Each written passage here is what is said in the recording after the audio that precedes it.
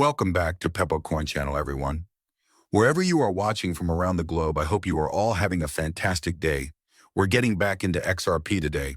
As I write this and as our own source, the one-day chart shows that XRP is staying stable at $3.05, and it's great to see it securely above that $3 threshold once more.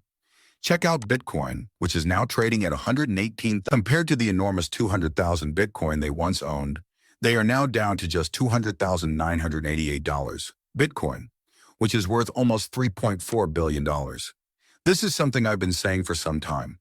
Back while Biden was still president, I had a sneaking suspicion that the US was selling Bitcoin.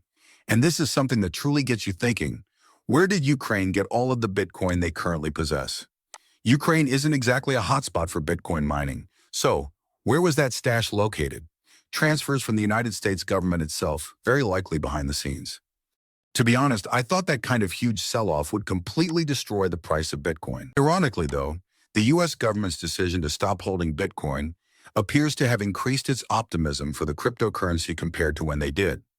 This is a crazy situation, and we're all merely observing to see what happens next. Let's not forget about Tether's activities in the interim. They have been mining non-stop throughout the day, which has contributed to the constantly changing cryptocurrency scene. The printing presses have been churning by Tether, and to be honest, if and when Tether fails, that might prove to be Bitcoin's weak point. The Wall Street Journal has pointed out that Tether, the $156 billion cryptocurrency behemoth, is likely to be the Genius Act's largest victim. And to be honest, we all anticipated this. In the US, Tether would never make it. To be compatible here, they even proposed the creation of a whole new stable coin. The first warning sign was that. So, yes, Tether's game is over once the Genius Act is formally in place. At the same time, everything are happening quickly as we enter a supercycle. Here's what Donald Trump posted just last night. 11 of the 12 congressmen and women who were required to approve the Genius Act are in the Oval Office with me. They all decided to vote in favor tomorrow morning after a brief conversation. Breaking news, the Anti-CBDC Act, the Clarity Act, and the Crypto Genius Act have all been formally advanced by the U.S. House today. Well, it's not quite over yet. Currently, there is still a great deal of misunderstanding. It's unclear whether another vote is required or if things will simply proceed from this point on. Right now, everything is a little uncertain. But one thing is obvious. A CBDC has been categorically rejected by the U.S. Congress. Rather, we are witnessing a deluge of dispersed private stable currency. And you know what? To support them, they will all require a strong DEX and a highly liquid neutral bridge asset.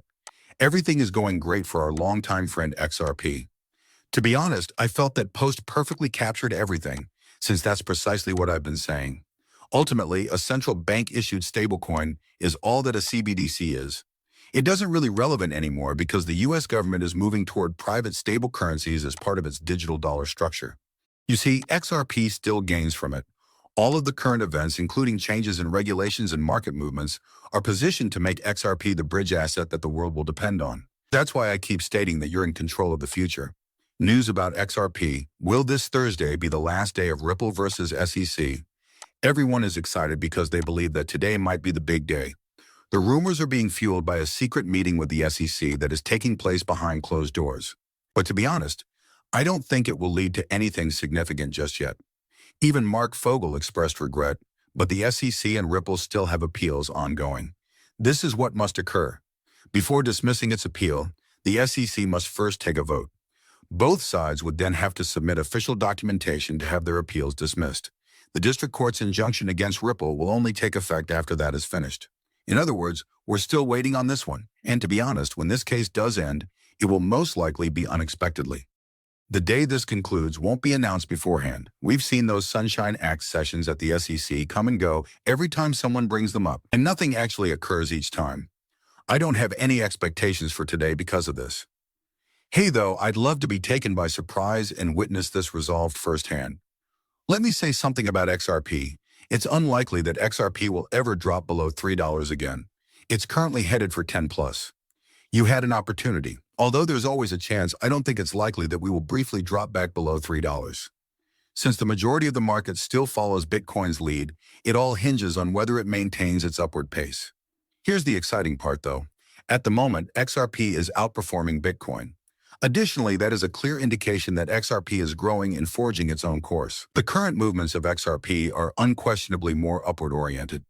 However, a significant decline in the market could cause it to momentarily go below $3. That's precisely why I kept urging folks to purchase when it was on sale.